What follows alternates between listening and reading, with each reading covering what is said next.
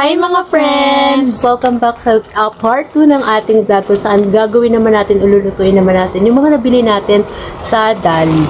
Yan. Tatry na natin lutuin yung ating hot cake mix. Tapos magkape na rin tayo. And Lulutuin na natin yung ating pancit canton na sweet and spicy flavor. At kung natatandaan nyo, last video natin, kinain na natin yung mga iba nating nabili sa Dali. At kung hindi nyo pa napapanood, ililink na lang namin dito sa video na. yes, so ano pang hihintay natin? Huwag na tayo magpatumpik-tumpik pa. Simulan na natin to.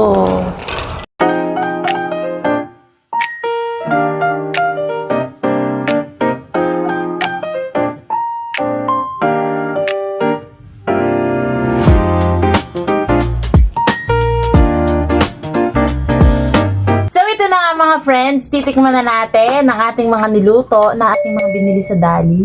Yan. Meron So, tayong pancit canton. Yung tasty may pancit canton. Tsaka ang ating pancake mix. And also, ang ating mga coffee. So, yung kanya is yung original Original. coffee. Sa akin naman, syempre, pa-creamy Creamy latte latte. tayo. Creamy latte tayo. Ilan yung nagawa natin sa pancake? 1, 2, 3, 4, 5, 6. 6 pieces yung nagawa namin doon sa 20 pesos lang na pancake mix. Ngayon, tikman naman natin siya. No? Ikaw muna. Mainit. Mainit pa kasi. Kalahati lang. Para kunyari ano. Pwede pure. Tikman na natin. Uy, malambot siya. Ang lambot nga. Kasi ang sarap niya. Masarap. Sarap talaga. Masarap, no? Ang siya. Yun, natitigas na yung pancit Yung canton. pancit canton naman.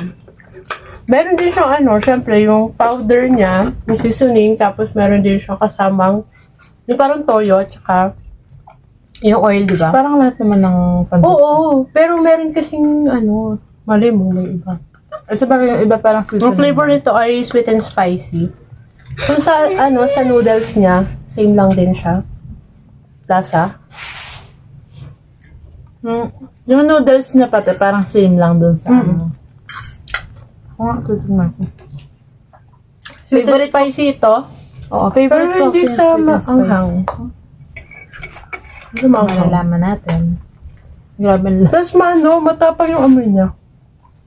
Oo. No? Ano Yung- amoy yun sa powder? Feeling ko yung sa ano siya. Sa soy sauce. Seasoning. Di ba same lang nung niya, yung texture ng noodles, no? Pero hindi nga siya maanghang. Hindi siya maanghang. Yung noodles same, pero yung seasoning hindi. So, ikaw, anong take mo dyan sa pancit Sweet, canton? as sweet and spicy yung flavor niya. Parang ang lasa niya lang is original. Original flavor, no? Hindi ko nalasahan yung sweetness. Hindi ko rin and nalasahan yung spice. So, original. Kung bet nyo yung kung bet nyo yung mga yung mga, hindi naman sobrang anghang. Pwede to, no?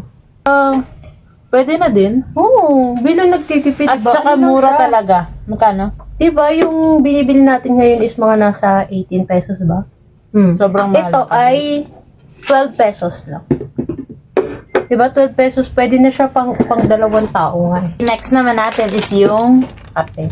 5 pesos lang to. So, tikman natin yung 5 malamig pesos. ang panahon, tayo magkakape. Original coffee. Tikman mo rin to para Nahalo na ba ito? Hindi haluin natin. Pero naman, medyo may...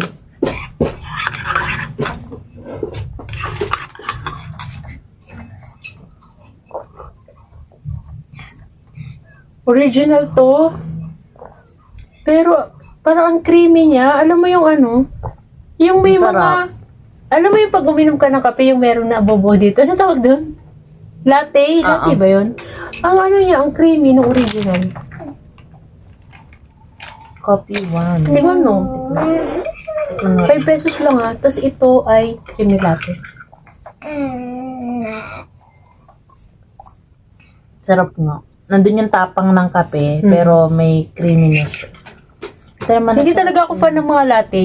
Original lang kasi at saka black coffee yung kinakape ko talaga. Ang sarap. Ang sarap nito. Coffee one. Ano nga to? 5 pesos? 5 pesos. Sarap na siya, guys.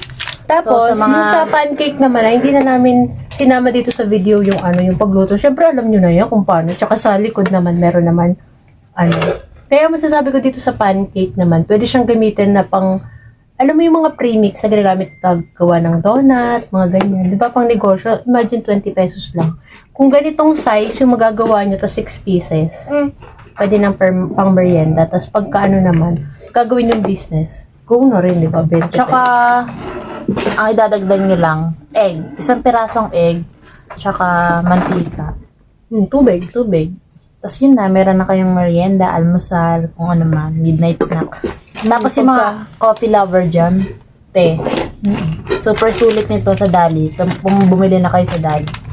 Talagang sarap. siya.